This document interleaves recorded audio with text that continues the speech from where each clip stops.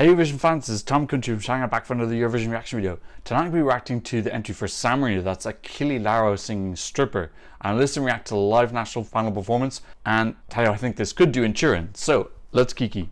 As always, you can use a progress bar if you want to skip straight to my reaction. But as always, I'll give an intro to San Marino. So San Marino are on a 2 qualification streak, which is pretty amazing with Serhat and Senhit. And this year they've gone back to a national final and somehow they've managed to get Achille Lauro. Now, I know Achille Lauro is because I watched San Marino, but if you aren't aware, Achille Lauro is, I think he's a pretty decently popular artist from Italy who's competed in San Marino a couple of times. So he's pretty well known. Now, why Achille Lauro is entering Una Voce por San Marino, which is a very, very small national final, largely filled with like random artists from all over Europe, is quite, I don't know. First of all, I think it's incredibly brave because I think he's risking a lot to go for that. I wonder if he was given assurances that he would definitely win if he was to enter. But for an artist that's quite successful in Italy already to come over and risk possibly losing in a very, very, very, very tiny national final in Eurovision is a gigantic risk that a lot of big artists aren't willing to take. Like, this is a lot of reasons that we don't have big artists coming in other countries like the UK and Germany, etc., is that they don't want to risk their reputation. And he's gone into the smallest national final and done that. So I have a lot of admiration for him doing that. Even if he was given assurances before, I still think it's kind of cool that he's willing to do that. I wonder what his motivation is behind it. Is it because Eurovision is in Italy this year and he just really wants to be part of that? And he's probably like, realistically, winning San Marino is incredibly difficult.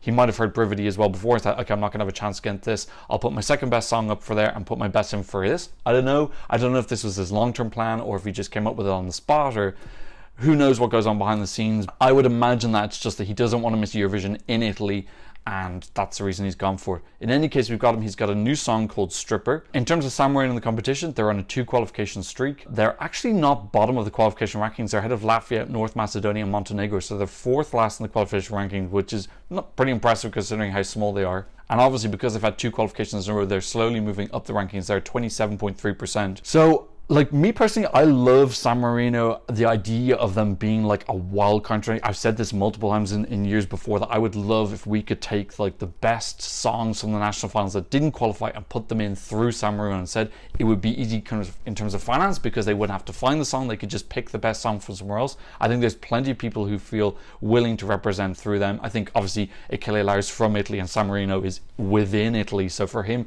it's less tenuous of a relationship. I think some other places will think, well, what's my relationship to San Marino? It's a little bit forced.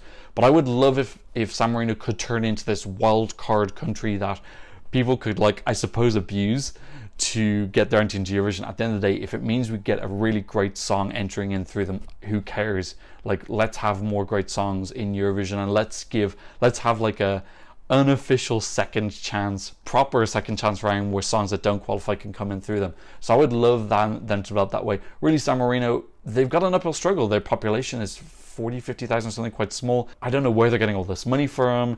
I don't know where Senna got all the money from that she could afford Flowrider and that performance and everything. But there is a big pot of gold somewhere within San Marino, and they are just drawing out of it.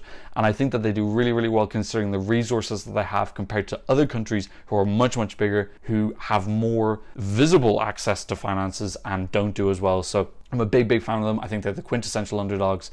In any case, let's get into this national final performance. I didn't follow it this year because, yeah, like, come on, I'm not going to follow the San Marino national final. There's just too many national finals. There were 7 this week. Like, and I'm working full time right now. So, Achille Lauro Stripper, Wanna Know My Secret, bang. Now, I gotta admit, I wasn't mad on his song in San Remo. Ooh, they got quite a few people there. He's got a really striking image, doesn't he? Like, he looks like a proper rock star. And it's nice the song's in Italian because San Marino speaks Italian, I presume. Or do they speak San Marinese? San Marinese? Oh, I love Britney, I understood that. Okay, we're getting a build up so far. I have no idea where this is going. I assume we're gonna get like a real rocky chorus. Okay, a slightly underwhelming pop drop in the chorus. He's going for this kind of like very laid back, chill vibe. It maybe comes across a tiny bit sleepy. I think I really would benefit now from hearing the studio version, which I don't think is around yet. They're looking very casual behind him now. The guy with the green hair looks like he's waiting for the bus.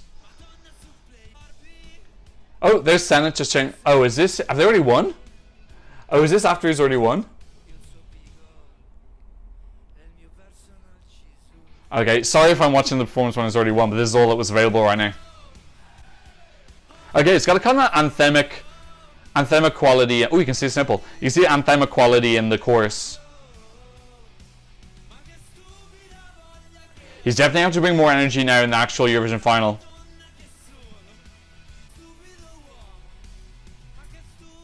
Yeah, I'm definitely going to come back and listen to the studio version because I find it hard to appreciate what's going on musically. I have to admit, it's not wowing me.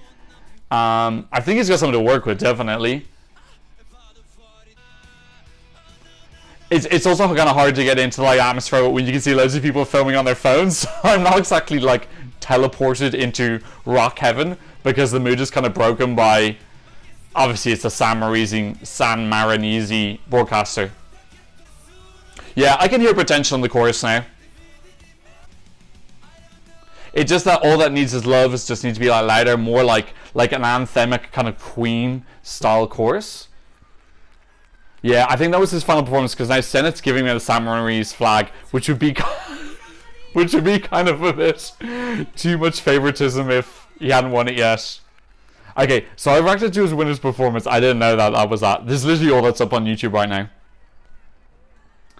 So that was probably why it was a little bit more relaxed. It looked very relaxed. But yeah, look, I don't know. I feel unqualified to give my opinion on it now because I really do need to hear the studio version, which I don't think there's any. I can't get a studio version. I feel like that's really unrepresentative of what the song is because he'd won it, so he's kind of a little bit more casual. You probably feel like, okay, thank feck, that's over. Plus, the audio wasn't perfect on it as well. So I don't feel like that's a super fair judgment of what it's like. Obviously, Eurovision is going to be a live performance, but there's going to be lots. He's going to be putting more effort in terms of the semi-final because he's going to be in the semis. And on top of that, there's going to be better audio and there's just going to be better like visuals because having the audience there with all their phones is kind of mood breaking. So I'm definitely taking that into consideration. I do think there were some hooks there. I could hear some stuff on the chorus that sounded very like rock anthemic, very like easy to process melodic lines that can get people standing up and singing along with it in a kind of rocky feeling. He definitely has to bring more energy. I'm presuming now he's relaxed because he's won, but in his actual Eurovision performance, it needs to be more hyped and not jumping around, but he just looked a little bit like he taked a sedative too much. So it's going to have to bring more energy, but I think that's got something to it. I just don't feel like I've heard the actual song properly, and it's not available to buy yet, and it's not available on YouTube, so I probably should have waited until this reaction, but I was pretty excited about doing it, I gotta be honest, because it's such a quirky and unusual story that he's representing San Marino. Yeah, honestly, that's all I can work with because that's all available right now. I can't react to stuff that doesn't exist yet.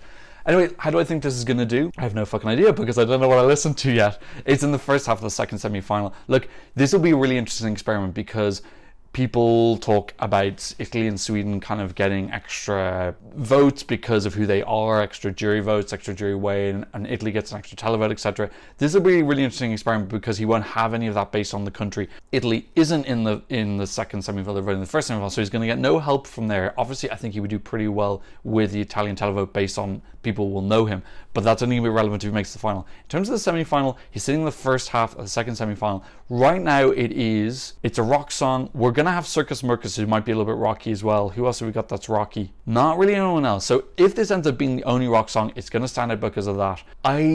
I'm gonna say he's got a decent shot so far. I would imagine with the money and experience that he has behind him that he's going to find a path, whatever that path needs to be, whether they go for some really like out there wild visuals that gets people talking or whatever he needs to do. I feel like he will have the team behind him, will make those decisions of doing what's necessary. So if things aren't working and the odds aren't looking good for him, I think that they'll make changes to make it more wild and kind of get people talking about it. I think there's enough in the chorus there that they aren't working with, they've got a chance, but I also don't think that the song sounds so strong that's like, oh, well, they could just sail into the final.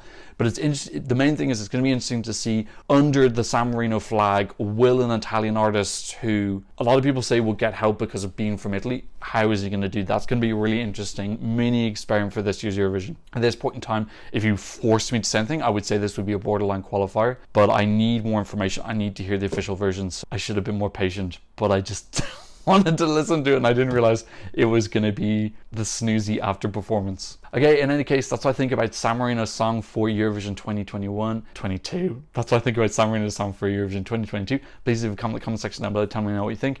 And thank you so much for watching. I'll see you in another Eurovision reaction video very soon. Goodbye.